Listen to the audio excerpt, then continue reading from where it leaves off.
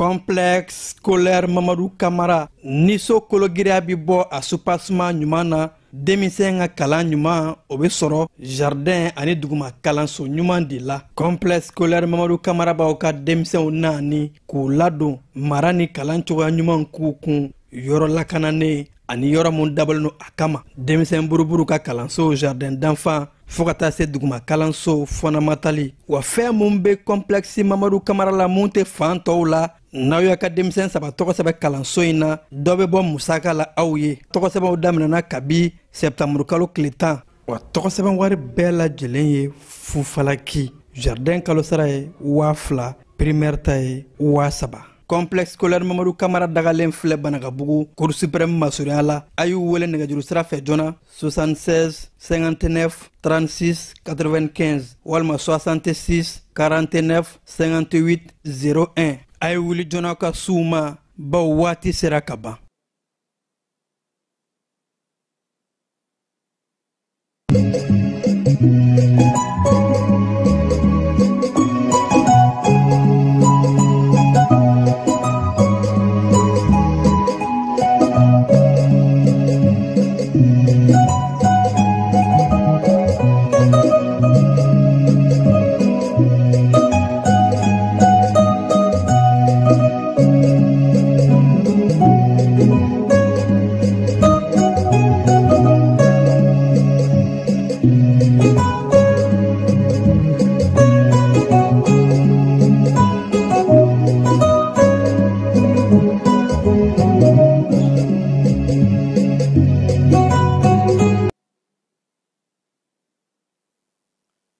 Ame arabala septembre kalo tile 24 san 2025 ka aw fo ka walimandɔ ni sanga ina aw minnu sɔgɔlen no ana ka fɔ aw dangana u ka bamanankan kibaru kɔnɔ la kɛnɛ min kan n'a bɛna walawalali caman sɔrɔ Mali ani fo ka taa se diɲɛ fantan naani bɛɛ lajɛlen ma. An ka wula in na kibaruya bakuruba dɔw bɛna tali kɛ. Jamanakuntigi yɛrɛma hɔrɔnya o discours senfɛ a yɛrɛ k'a fɔ ko an ka wolomasiri tabaw kolo ka girin bi wa yɛrɛtigiya ni o ye souveraineté ko o baara bɛɛ lajɛlen bɛ ka sabati fintigila ka ko bunakun kan yaasa an bɛ yɛrɛta mun kɔ a ka se ka kɛ yɛrɛta bada kudayi ye. An ka jamana premier ministre ale bɛ Nations Unies o kɛnɛ kan ni waati na ka fara gouvernement ma caman kan. Jɛkuluba in ka jalajɛba ta ko 80 na o kɛnɛ bɛ ka sigi jumadon premier ministre ale kan ka bɔ ka kuma Mali jamana o bɛɛ lajɛlen tɔgɔ la samedi don ni o kan ka bɛn septembre kalo tile 26 ma premier ministre ale bɛna jamana den bɛɛ lajɛlen tɔgɔ la ko o kumaw fɔ. Nations Unies kelen kɔnɔna la Donald Trump ale ye kuma ta a ka kuma mun ni a ye tiɲɛ gɛlɛn fɔ Nations Unies kɔnɔna la ka yɛrɛ k'a fɔ ko Nations Unies ma deli ka mankan ban ko u bɛ wale mun kɛ ka mankan déplacer u t'a ban pewu. O de kɛra Donald Trump a ka kɔrɔfɔ gɛlɛn mun ye ne a y'a fɔ diɲɛ bɛɛ lajɛlen ɲɛkɔrɔ Nations Unies o kɛnɛba in kan. Burkina Faso kaw fɛ yen nɔ n k'a fɔ Niger fintigilakaw olu ye wulikajɔba kɛ ni ka yɛrɛ k'a fɔ k'u ye bamanciya ni juguya kɛ wale tigilama ma 30 hakɛ ka olu bɔnɛ o ni na u ka dɔgɔkun kɔnɔ ka daminɛ septembre kalo tile 18 ka taa bila a tile 19 ma. Ninnu de an donkan ye wulada in na an bɛna kibaruya wɛrɛ fara mun kan ka walawalali kɛ aw ye sɔɔni. A y'aw sɔgɔ ko ɲuman ja ni kunnafoni sira bɛɛ lajɛlen sanfɛ.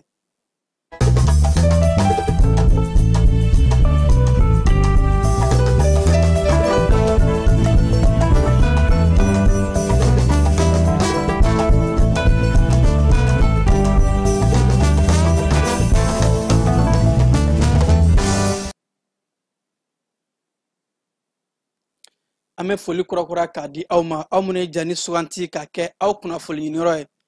i n'a fɔ n kun ye tulo lasɔmi cogo min na an ka jamana y'a ka yɛrɛma hɔrɔnya tali san 65 ka o ɲaɲali kɛ kɛnɛ mun n'a kɛra sewa nisɔndiya ye baw bɛɛ lajɛlen ye jaw ye o kɛnɛ kan jamanakuntigi a ye kɔrɔfɔ ta a yɛrɛ k'a fɔ ko an ka jamana bɛ yɔrɔ mun na ko bi an ka wolomasiri tabaw maa bɛ se k'a fɔ ko tare ko an ka cɛfini tabaw u bɛ ka sana yɛlɛ ko l'armée monte en puissance cɛfini tabaw k'u bɛ baara mun na a bɛ maa mun fa hali n'a sɔrɔ an bɛ mankan mun kɔnɔna la ni nanzaraw kama ko guerre asymétrique maa ɲɛti kɛlɛbaga la o baara ma nɔgɔ nka jamanakuntigi a kɔrɔfɔ la yɛrɛ k'a fɔ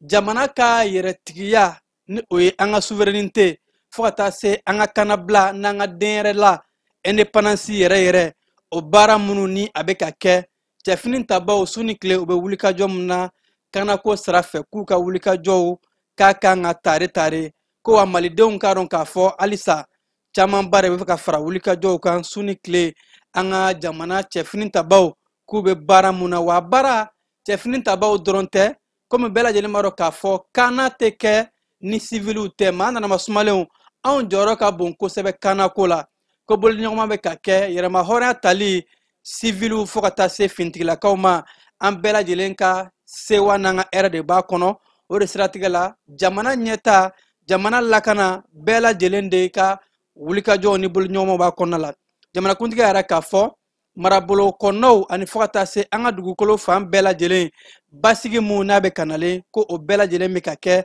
jamana kɔnɔdenw ye yɛrɛminɛ mun kɛ n'a bɛ wele ko résilience an kunna an yɛrɛ la ka gɛlɛya ku an ye o wale mun ni o baara mun kɛ ka kɔkɔrɔmadonni ta ka ɲɛsin cɛfini tabaw ma k'u dɛmɛ u ka baaraw la yaasa ka an yɛrɛw n'an bololafɛnw lakana o baaraw jaabi bi ka bɔ tɛrɛnkanaw la ko cɛfini tabaw u bɛ ka manganiya jugu papalikɛlaw mun bɛ fagana ni farali an ka jamana kɔnɔ u bɛ ka mun da u kan bi bɛɛ lajɛlen ɲɛ b'a la ani fo ka taa se ko kulu marifatigiw bɛ k'a laɲini ka kunnafoli cɛjugu minnu k'o cari an ka jamana kɔnɔ malidenw y'u faamu sa maliden bɛɛ lajɛlen ye a faamu k'a fɔ u dɛsɛra fintigilakako bunakun kan u dɛsɛra kɛlɛdaga la kulu marifatigiw bɛ fɛ ka na ni communication de information ka kunnafoli jatigidanw ka o cari kunnafoli mun n'a bɛ kɛ sababu ye ko ka malidenw bila marabagaw la ko jamanakɔnɔdenw bɛɛ kɛn bɛ ka o kunnafoliw faamu o de la bɛɛ lajɛlen bɛ ka wolomasiri tabaw jamana marabagaw k'u kɔkɔrɔma don ani bɛɛ lajɛlen kɛn bɛ cɛ kelen ni muso kelen den ye bi ka don da kelen fɛ ka bɔ da kelen fɛ jamanakuntigi a ye welekan bila malidenw ma ko bɛɛ lajɛlen b'a dɔn k'a fɔ bɛn ni keleya cohésion nationale an ka don da kelen fɛ ka bɔ da kelen fɛ o de ye sira jɛlen ye sira mun n'an y'o minɛ k'o taama an bɛ se siniɲɛsigi ɲuman ɲɛta kuntalajan maliden bɛɛ lajɛlen bɛ ka mun laɲini o bɛ se ka sabati jamana in kɔnɔ jamanakuntigi a yɛrɛ k'a fɔ ko baara in tɛ maa kelen ta ye k'a ka kan an bɛɛ lajɛlen ka an fanga fara ɲɔgɔn kan yaasa sewa bɛ se ka sɔrɔ an bɛ taa nations unies kɛnɛ kan kiba nin waati in na an ka jamana premier ministre fo ka taa se gouvernement maa caman ma olu bɛ nations unies kɛnɛ kan nka yanni o cɛ an ka jamana kɔkancɛw minisiri ni o bɛ tali kɛ Abdoulaye Diop la ni ale ka kɛnɛ bawo diplomasi ale ka kɛnɛba don ka fara jamana lasigiden mun bɛ Nations Unies kunkɔrɔ fo ka taa se premier ministre ma bɛɛ lajɛlen bɛ yen nin waati in na Abdoulaye Diop ale ni farafinaka kɛlɛyatɔ mun bɛ yen nɔ ni o ye Union africaine ye olu ye ɲɔgɔn kumaɲɔgɔnya Abdoulaye Diop ka fara AES jamanaw kɔkancɛw minisiri tɔw kan y'a yɛrɛ k'a fɔ ko nin jalajɛba in ka kɛ yɔrɔ ye an ka jɛ ka kuma ɲɔgɔn fɛ AES ye jamanaba ye jamana saba min y'u fanga fara ɲɔgɔn kan ko ka se ka baara kɛ an bɛ jɛkulu dɔ kɔnɔ ko Union africaine maa dɔw y'a ye k'a fɔ kuma dɔw la ko kɔrɔfɔw tun bɛ ka ɲɔgɔn jɛ walima hakilinaw tun tɛ ka ɲɔgɔn faamu AES jamanaw ni Union africaine farafinaka kɛlɛyatɔn o kɔnɔna la o de sigatira la ko yaasa ka se ka jɛɲɔgɔnya ka sabati furugufurugu minnu bɛ yen walima ɲɔgɔn faamuyabaliya minnu bɛ yen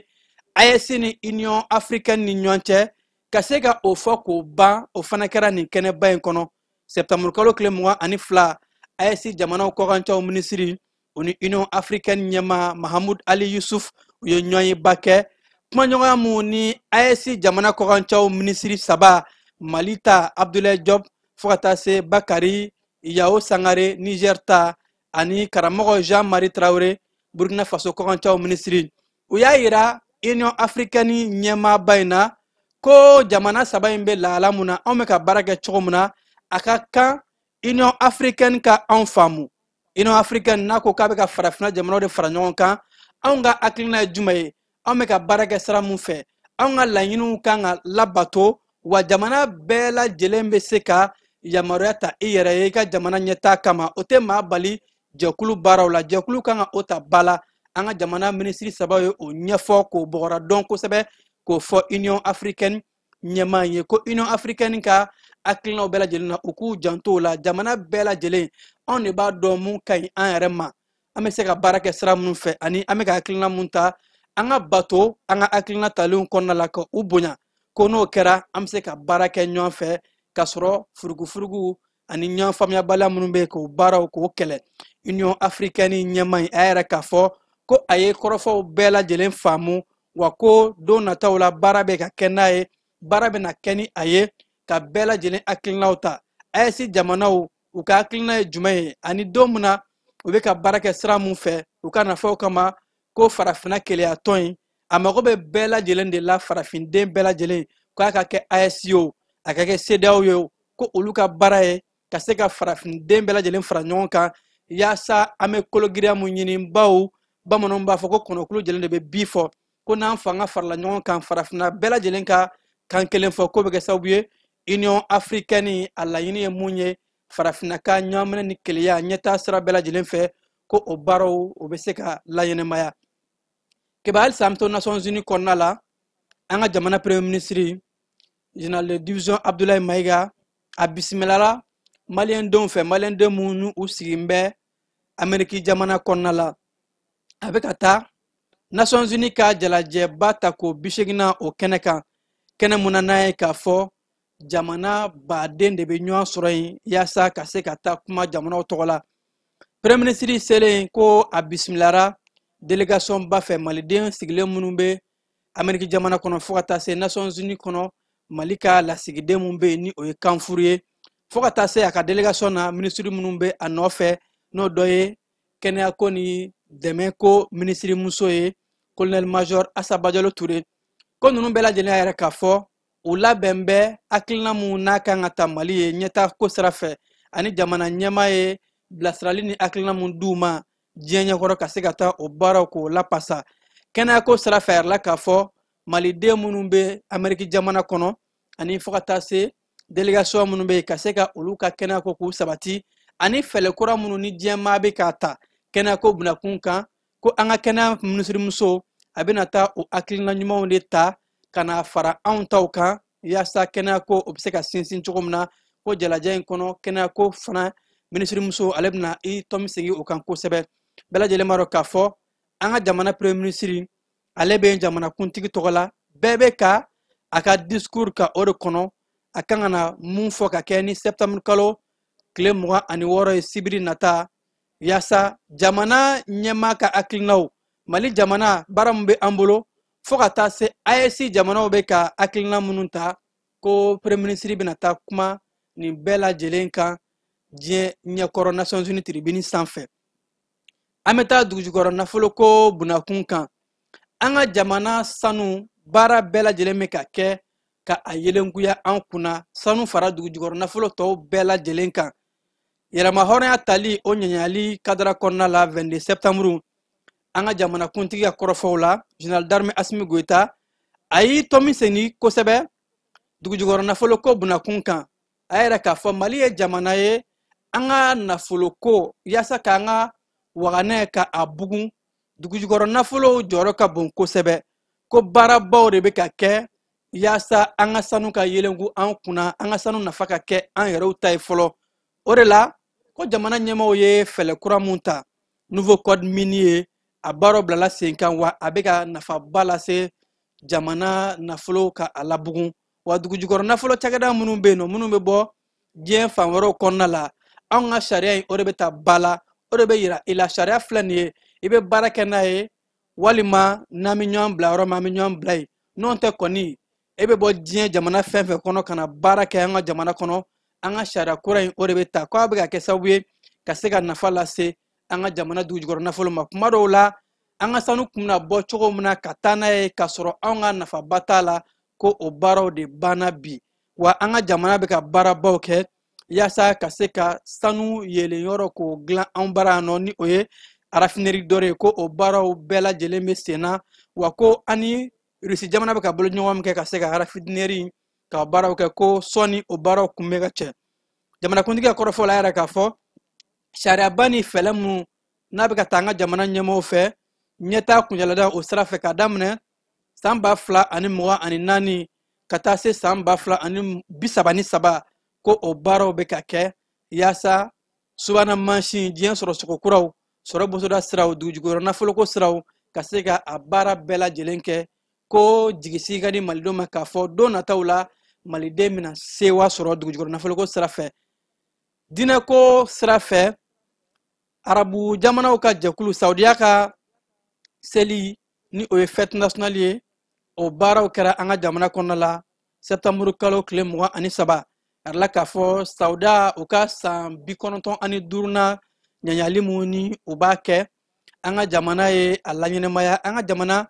diinɛkow minisiri ni o bɛ tali kɛ Dr Mahamadu Kone ani fo ka taa se o conseil islamique du Mali o maaw bɛɛ lajɛlen yera nin kɛnɛ in kan ni ka taa yɛrɛ k'a fɔ diinɛko sira fɛ ani magan jamana tɛgɛ bɛ ɲɔgɔn bolo cogo min na ani fo ka taa se sira wɛrɛw kɔnɔna la ko magan jamana ani saudiya jamana tɔw an'u bɛ ka baara kɛ sira caman kɔnɔ diinɛko yɛrɛ ka bɔ a la adamadenya lapasali ni o ye ɲɔgɔn dɛmɛ ni ɲɔgɔn jigitigiw ye fo ka taa se lakanako sira fɛ ko ani ninnu jɛɲɔgɔn ɲuman de bɛ ani ɲɔgɔn cɛ o de la k'a ka kan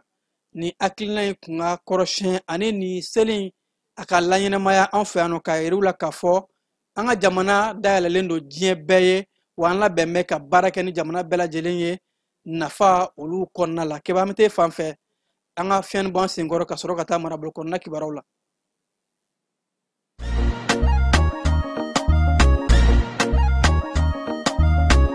aw bisimila hôtel lafiya la n'i ko hôtel lafiya wulikajɔw bolodalen don walasa aw bɛ se ka lafiya sɔrɔ cogo min na ani hakilisigi aw ka séjour la anw fɛ Mopti yan kɛrɛnkɛrɛnnenya la Mopti Sevare ka kɛ ni kurantigɛtigɛ ye min ye hôtel lafiya Sevare ale ye wulikajɔw boloda ka se ka min ye awa fɛɛrɛ kɛrɛnkɛrɛnnen dɔw ta walasa aw bɛ se ka lafiya sɔrɔ cogo min na aw ka séjour la hôtel kɔnɔna na n'o ye ka panneau solaire installé min ye kurantigɛtigɛ o degun aw kana o ye séjour la l'hôtel yɛrɛ kɔnɔna na réservation ka kɛ kabi sisan min b'a to aw bɛ se k'aw ka séjour kɛ k'a sɔrɔ tɔɔrɔ tɛ aw kan degun tɛ aw kan hôtel lafiya. Hôtel Lafiya ale filɛ nin Sevare Bangetaba yanni ka se aéroport sirafara ma station laban i kiniboloya fan fɛ i bi jigin o kare fɛ mètre 200 bɔɲango Hôtel Lafiya ale cokolen bɛ i kiniboloya fan fɛ i bɛ se ka weleli kɛ nɛgɛjuru siraw fɛ 21 42 14 11 76 01 01 98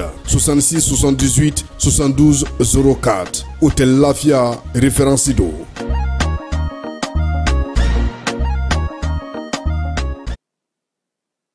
marabolo kɔnɔna kibaruw la kiba an bɛ taa kajolokaw fɛ yen nɔ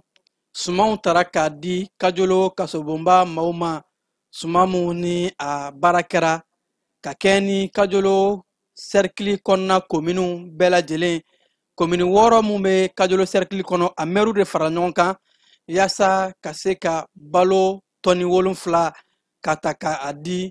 kajolo kasobonba régisseur ma baw ko régisseur tun ye kulekan bɔ k'a yɛrɛ k'a fɔ ko u mako bɛ dumuni na k'a di kasoladenw ma o de la mɛriw u farala ɲɔgɔn kan yaasa ka se ka nin balo in ta k'a di kasobonba ma yɛrɛla k'a fɔ kajolo kasobonba kɔnɔna la nin waati in na maa 100 ni maa 80 olu de lasagolen bɛ yen nɔ wa ko kɛnɛ in a kɛra dugutigilakaw sigida ɲɛmaaw bɛɛ lajɛlen ka hakilina kɔnɔna la gawukaw bara biennale min kan ka kɛ Tombouctou gawukaw ta o kuncɛli kɛra biennale artistique et culturel a yɛrɛla k'a fɔ a baaraw bɛɛ lajɛlen bɛ ka kɛ yaasa jɛkulu minnu kan ka taa u nin don biennale ba kɛnɛ kan Tombouctukaw bara ka se k'o kɛ u ka ɲɔgɔndan kun fɔlɔ kɔnɔna la Banba dugu olu de ye jɔyɔrɔ gale sɔrɔ a yɛrɛla k'a fɔ Banbakaw olu ye dɔn ani fo ka taa se kɛr ani ensemble instrumental olu jɔyɔrɔ bɔnna kosɛbɛ Gawo yɛrɛ cercle kɔnɔna maaw olu ta kɛra dɔnkilida maa kelen n'a wele ko solo fo ka taa se an sango cercle fɛnɛ olu fɛnɛ ka jɔyɔrɔ bɔnna kosɛbɛ catiri ani a ɲɔgɔn wɛrɛw ma ko nin bɛɛ lajɛlen ye labɛnw ye ka se ka taa Tɔnbukutu biennale ka o baaraw kɛ halisa an bɛ to biennale ko o kɛnɛ kan kayikaw olu kan ka u ka phase régionale ka o baaraw daminɛ a baara daminɛ kɛra ka sanga ni bi sɔgɔmada in ye yani o cɛ gouverneur ale ye maaw bisimila maa minnu bɛ yen nɔ ni olu da kan ka don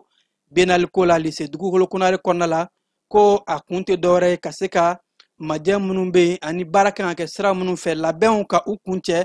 ka i ka jɛkulu minnu kan ka taa u ni don Tɔnbukutu seko ni dɔnko kɛnɛ belebeleba in na ka se ka a baaraw bɛɛ lajɛlen ka o latigɛ an ka jamana kɔkan kibaruyaw kɔnɔna la kiba an bɛ taa Niger jamana kɔnɔ Niger jamana fintigilakaw u ye wulikajɔba kɛ dɔgɔkun in kɔnɔ ko yaasa ka se ka jafarinya wale tigilama maa 34 hakɛ ka olu daji kɔrɔfɔ in a dayɛnɛmara Nigeri u ka jabaranin so u bɛ to ka kunnafoni mun bɔ dɔgɔkun kɔnɔ kunnafoni mun ni fintigilakaw y'a kɛ FDS maaw Niger jamana kɔnɔ ko ka a daminɛ septembre kalo tile 17 ka taa bila a tile 19 na u ka marabolo bɛ ni o ye Doso ani Tilaberi kɔnɔna ye jamana kɔrɔ Wagadugu fan fɛ k'u ye nin wulikajɔba in kɛ Tilebiyan fan fɛ u ka bulletin hebdomadaire d'information u y'a yɛrɛ k'a fɔ ko u ka finitigilakaw wulikajɔw tun bɛ ka kɛ u fɛ u ye kulu marifatigiw ka maa dɔw bɛ yen nɔ ni maa 50 hakɛ n'olu tun bɛ moto la k'u bɛ taa jan da finitigilakaw ɲɛ yɔrɔ mun n'a kɛra sugu tanni kɔnɔna la ko wolomasiri tabaw ye u veize ka susuli da u kan ni ka maa 22 hakɛ ka u bɔnɛ u ni na k'u daji fɛn mun ye kulu marifatigi ninnu na bamanciya wale tigilamaw la arala k'a fɔ ko o kɔnɔna la Niger finitigilakaw septembre kalo tile 19 u ye opération dɔ kɛ duguma sira ka fara sanfɛ siraw kan ni ka bamanciya tigilama dɔw ka moto minnu kun taa mɛn ka taa maaw ka baganw suɲɛ u ye u viser ni ka u susu k'u daji k'o kɛra sabu ye ka bamanciya tigilama ninnu maa 6 ka olu daji fo n k'a fɔ maa 12 hakɛ o de la ko marabolo 2 in kɔnɔna la maa 34 Niger finitigilakaw u ye o de daji bamanciya kɛwale tigilama ninnu na halisa an bɛ to Niger jamana kɔnɔna la kalanko sira fɛ jamana ɲɛmaa général d'armée Abdurahmane Tiani ale ye AES kalanko ministre k'u bisimila sanfɛ kalan ministre arala k'a fɔ ko ka fara AES taw kan Togo fɛnɛ sanfɛ kalan ministre kun bɛ yen ko jalajɛbaw olu bɛ ka kɛ yaasa kɛnɛba kan ka sigi Niger jamana kɔnɔ kɛnɛ mun n'a bɛ kɛ kalanko sira fɛ ani ɲinili fo ka taa se technologie ni o ye subahana mansin kɔrɔw ye baara min bɛ kɛ Niger jamana kɔnɔ ko nin kɛra o labɛnw kɔnɔna de la o b'a yɛrɛ k'a fɔ k'a daminɛ septembre kalo tile 22 ka taa bila tile 24 o jalajɛba a bɛ ka kɛ Niger faba ɲaamɛ kɔnɔ k'a bɛ ka kɛ yaasa ka se ka kalanko siraw bɛɛ lajɛlen ka fanga fara ɲɔgɔn kan yaasa AES ani Togo kɔnɔ ɲiniliw ni sanfɛ kalanw ka se ka sabati cogo min na Ghana jamana kɔnɔ la yɛrɛ la k'a fɔ ko farafina tilebiyan fan tungana t'a la maa 6 ɲɔgɔn hakɛ Ghana ye olu de gɛn ka bɔ Ghana jamana kɔnɔ ka taa Togo yan fanw fɛ maa minnu ko n'olu fɛnɛ kun bɔra Amérique jamana kɔnɔ ka sanga ni Amérique jamana ka tungana taa fɛlɛw ni u ye maa caman k'u gɛn ko maa ninnu kun nana bisimila minɛ Ghana jamana kɔnɔ Ghana fɛnɛ ye u gɛn ka na Togo fan fɛ yɛrɛ la k'a fɔ maa 6 ninnu na Nigeria ka den b'a la Togo b'a la Malien b'a la Liberia ani fo ka taa se Gambie ma ko Ghana ye sira di olu de ma ka o ɲini k'u bila ka taa u fa jamana kan ka sanga ni Donald Trump ye fɛlɛ mun ta ka se ka tuganatalaw ka olu gɛn ka t'u fa jamanaw kɔnɔ Congo RDC jamana ɲɛma Félix Tshisekedi a yɛrɛ k'a fɔ ko Congo ka denw Congo jamana tɛna a ka dugujukɔrɔ nafolo bɔyɔrɔ foyi di Amérique jamana ma a ye kɔrɔfɔ in fɔ k'a da ɲɛnɛmaya kunnafonikɛlaw ɲɛkɔrɔ ko hali n'a sɔrɔ Amérique jamana ye wulikajɔw kɛ yaasa ka se ka na ni bɛn ni basigi ye Congo RDC ani Rwanda ni ɲɔgɔn cɛ nka basigi ninnu halisa a ma se ka sabati bawo Congo RDC kɛn bɛ ka Rwanda ka u jalaki k'u bɛ ka kulu marifatigi M23 maaw ka olu kɔkɔrɔma don ko Amérique jamana ye wulikajɔ minnu kɛ olu kɔni bɛ Amérique jamana fo u ka wulikajɔw la nka u ka wulikajɔ kɔni ma kɛ sababu ye ka se ka na ni basigi ye ko donc maaw bɛ ka mun laɲini k'a fɔ Congo bɛ n'a ka dugu jukɔrɔ bɔyɔrɔ dɔ di Amérique ma wa k'o kuma t'a la k'a ka fɔ k'a diya bɛɛ ye Congo RDC tɛna a ka sanu bɔyɔrɔ dugu jukɔrɔ nafolo foyi di Ameriki jamana ma. An bɛ taa Liban jamana kɔnɔna la, maa mun bɛ yen n'a wele ko Ziak Takedin ni ale ye Liban ka den ye, Franco-Libanais don. Ale de ye seere ye wale mun n'a bɛ Nicolas Sarkozy ani Kadafi ni ɲɔgɔn cɛ, bawo jalaki kun bin bɛ Faransi jamanakuntigi kɔrɔ kan ko a ka yɛrɛmankutu baaraw ni o y'a ka campagne ye walima a ka jamanakuntigi kalata ɲinini yɛrɛ nafolo ko Kadafi de kun ye o wari di a ma san 2007 kɔnɔna la. Ni o ko a kan ka kiri yɛrɛ tile damadɔ in na, a kiri kan ka kɛ Faransikaw bara yaasa ka se ka ɲɛfɔli kɛ. Maa mun kun ye seereba ye ni bɛɛ kɛmɛ k'a fɔ ko ale bɛ nin ko in kalama, ale kɛra seere ye k'a fɔ ko Libi de ye Sarkozy k'a ka campagne financer. O maa in n'a kun sigin bɛ Liban kɔnɔ ka si to san 75 la yɛrɛ la k'a fɔ ko maa in ko a bɔnɛna a nin na nka a ka saya kun o ma se ka dɔn. An bɛ waati min na ko bi yɛrɛ la k'a fɔ ka sanga ni septembre kalo tile 23 in ye k'a sɔrɔ tile 2 dɔrɔn kiri kun kan ka kɛ maa in ka fatu o kɔnɔna la wa ko o bɛ maa kamana gan. A ka sɔnalidonbaga n'o y'a ka avocat ye, ale kɔni ma kun jɔnjɔnni fɔ maa in ka tali la ma, nka maa caman kɛ bɛ ka yɛrɛ k'a fɔ ko kiri seereya ye Sarkozy ani Libi ni ɲɔgɔn cɛ a bɛna taa seereli mun kɛ, dɔw kɛ bɛ ka a ka tayani k'a ta k'a bila o de minɛn kɔnɔ. Faransi jamana an bɛ don min na ko bi halisa Premier ministre Sébastien Lecornu ale ma se ka fangabulon sigi. Tile 14 a kɛlen Premier ministre ye Faransi jamana kɔnɔ, a kɛn tɛ ka se ka gouvernement sigi. O ko de kɛn bɛ ka maaw kamana gan, bawo ko maaw bɛ kɔnɔli la yɛrɛ la k'a fɔ ko Premier ministre in ka gouvernement sigili sumayali maa caman ye k'a fɔ ko a bɛ kumaɲɔgɔn la duguma ani lapasali jɛkulu ni o ye syndicat ye fo ka taa se ani politikimaw ni ɲɔgɔn cɛ ko yaasa a bɛna gouvernement mun sigi mankan wɛrɛ kana wuli a nɔfɛ walima jamakulu wɛrɛ kana wuli k'a fɔ k'olu ma sɔn gouvernement, bawo bɛɛ lajɛlen ma k'a fɔ Faransi jamana kɔnɔ mankan minnu wulila kɔsada in na lapasali jɛkulu syndicat ani fo ka taa se jɛkulu wɛrɛw olu fɛ k'o de kɛn bɛ ka Premier ministre k'a to a ka sɛgɛsɛgɛli kɛ duguma kosɛbɛ ka kuma ni dugumamaw bɛɛ lajɛlen ye yaasa ka se ka gouvernement sigi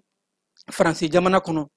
Irisi jamana kɛn bɛ ka Ameriki jamana ka a jaabi,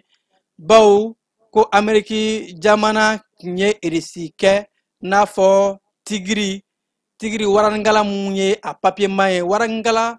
papiema o kɔrɔ u ka fariya bɛɛ lajɛlen ye u kumada de ye, sɛbɛnni de ye, u tɛ se ka ko action kɛ. Fɛn mun ye irisi jamana ka porte-parole bawusɛntigi u ka ɲɛmaayaso Dimitri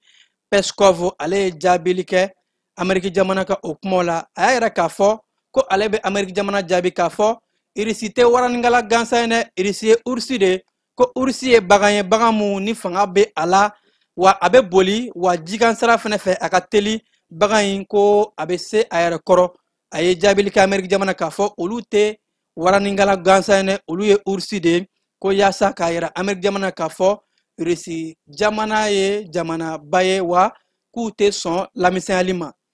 Nations Unies kɔnɔna la Ameriki jamana ɲɛmaa Donald Trump a ka kumaw o de ye bɛɛ kamana gan. A yɛrɛ la k'a fɔ Ameriki jamana ɲɛmaa Donald Trump ale kun san 7 a kuma Nations Unies tribune kan, nka k'a to Nations Unies ka jalajɛba tago 80 in na Ameriki jamana ɲɛmaa ko a ye susuli de da Nations Unies kan bɛɛ lajɛlen ɲɛkɔrɔ.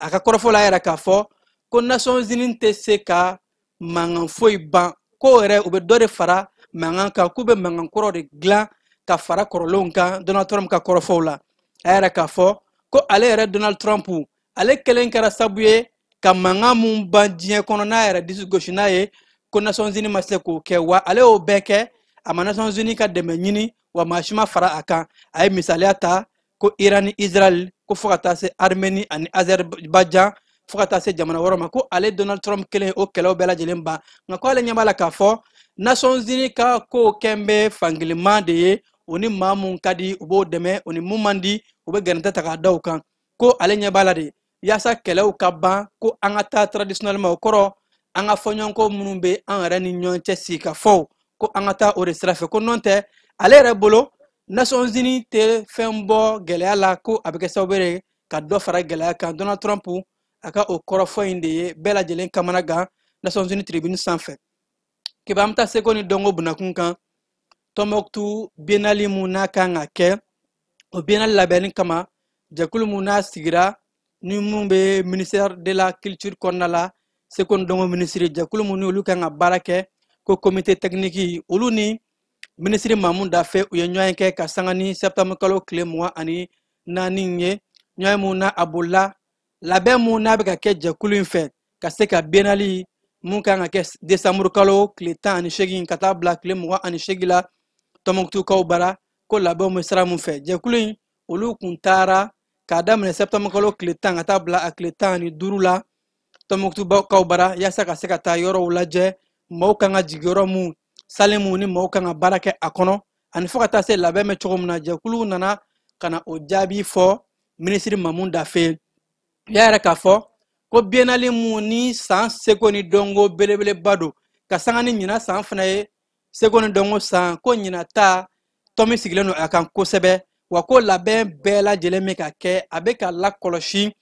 ka labɛn bɛɛ lajɛlen ɲɛ yaasa ni kɛnɛba in a laɲini ye mun ye ministre Mamu Dafe fɛ a ka se ka sabati ani fo ka taa se jamana ɲɛmaa mun ye ni hakilina in ta général d'armée Asimi Goita a ka se ka kɛ ale hakilina ye jamana kɔnɔdenw ka lafiya an ka seko ni dɔnko jɔyɔrɔ ka bon kosɛbɛ bɛɛ ni kɛlɛ la cogo min na ka se ka o baaraw kɛ keba an bɛ taa Sidiki Jabate ale ka concert mun na a bolodan bɛ Côte d'Ivoire jamana kɔnɔna la Sidiki Jabate ka concert n'a kun kan ka kɛ u ka dolanci kɛnɛba Félix Houphouët-Boigny kɛnɛ kan a yɛrɛla k'a fɔ ko concert in ko a bɔra a dɔgɔkɔrɔ baw concert kun kan ka kɛ dolanci kɛnɛ mun kan concert yɛrɛ don octobre kalo tile 18 ko salle Félix Houphouët-Boigny ko a tɛna sɔrɔ fɛn mun ye jɛkulu mun ni ale bɛ farikolo ɲɛnajɛ kunna Côte d'Ivoire jamana kɔnɔ o jɛkulu ye cikan bɔ k'a ci Sidiki Jabate a ka ɲɛmaayaso ma ni o y'a ka manager ni o y'a dɔgɔmuso yɛrɛ ye cikan kɔnɔ n'u y'a yɛrɛ k'a fɔ ko octobre kalo tile 18 dolanci kɛnɛba in Félix Houphouët-Boigny k'a tɛna sɔrɔ bawo ko dolanci dɔw kan ka kɛ a kɛnɛ kan nka a yɛrɛla k'a fɔ ko ni concert ba in a bɔlen a dɔgɔkɔrɔ nka ko a ma ban fɔlɔ bawo Sidiki Jabate ale yɛrɛ ye communiqué kɛ a ka maison musique o page kan ni ka yɛrɛ k'a fɔ ko a bɛ maaw wele k'a fɔ u ka to kulomajɔlen ko concert in a tɛ se ka kɛ octobre kalo tile 18 nka ko olu bɛ kuma la o ni ONS n'o bɛ tali kɛ office national des sports Côte d'Ivoire kaw bara ko u bɛ kuma ɲɔgɔnw la yaasa ka se ka don lajɛ don min na ni concert in bɛ se ka kɛ a kɔnɔna la Sidiki ka communiqué la o y'a yɛrɛ k'a fɔ k'an bɛ don min na ko bi ko tike 16,000 yɛrɛ k'o feerelen don ka ban o de la k'olu b'a laɲini majɛn minnu bɛ yen kumaɲɔgɔnw ka se ka kɛ yaasa ko don ka se ka fɔ bɛɛ lajɛlen ye concert in kɔnɔna la nka an b'a ye k'a fɔ communiqué in kɔnɔ bɔlɔlɔ fan bɛɛ lajɛlen minɛna dɔw kɛ mɛ ka yɛrɛ k'a fɔ Sidiki ka concert in politique ko nɔ b'a la ani fo ka taa se a ye concert in kɛ maliyɛn den don Mali ni Côte d'Ivoire bɛ yɔrɔ min na bi tension bɛ an ni ɲɔgɔn cɛ politique ko sira fɛ k'an y'a ye k'a fɔ an ka dɔnkilidala dɔw ka concert balila ka Côte d'Ivoire jamana kɔnɔ Salifu Keita b'o la ani fo ka taa se an ka seko ni dɔnko kɛnɛ caman ko olu bɛɛ lajɛlen balila ka Côte d'Ivoire jamana kɔnɔ maa caman bɛ k'a ye o de sira fɛ ko nin concert in ko politique ko nɔ b'a la dɔw kɛ mɛ k'a yɛrɛ k'a fɔ ko politique ko tɛ ko Sidiki yɛrɛ ni jamana ɲɛmaa ni o ye Côte d'Ivoire jamana ɲɛmaa ye fo ka taa se a furumuso ma k'u ka surun ɲɔgɔn na maa caman kɛ mɛ k'a yɛrɛ k'a fɔ ko nin ko in ko politique ko ta a senkɔrɔ nka dɔw nataw la mun mana bɔ a koɲɛ in na jɛma bɛna bɔ a kalama nka an bɛ don min na kɔni bi mun jɛlen don o de ye k'a fɔ concert a bɔra a dɔgɔkɔrɔ a se ka kɛ octobre kalo tile 18 kun mun fɔra ko dolanci kɛnɛ Félix Houphouët-Boigny k'a tɛna se ka sɔrɔ o don in kɔnɔna la keba ne bɛ dan siri an ka wulada in na bamanankan kibaruw la mun sera ka fara ɲɔgɔn kan nin waati in na ka da aw bɛɛ lajɛlen tulo kan aw minnu kun sɔgɔn bɛ jani kunnafoni sira bɛɛ lajɛlen na an b'aw fo ka koɲuman dɔn an b'a fɔ a y'aw sɔgɔlen to jani na kunnafoni bɛ to sen na kunnafoni lasera aw ma a balimakɛ Vamara Berté fɛ jaw tun bɛ ka yira aw la Keba Jalo fɛ a kan bɛn tap stand ni maa min b'a fɛ ka wari ci ka na Mali kɔnɔ nɔgɔya la teliya la ani sɔngɔ damatɛmɛdiya tap stand i bɛ ale télécharger yaasa ka kɛ duguta tɔnɔ 2 ye i b'i ka code promo kɛ Ferko ye o la min ye euro wari 5 o bɛ d'i ma cili o cili tap stand ka wari ci ka na Mali kɔnɔ sɔn nɔgɔya la a y'a sifilɛ a ka galon bɔ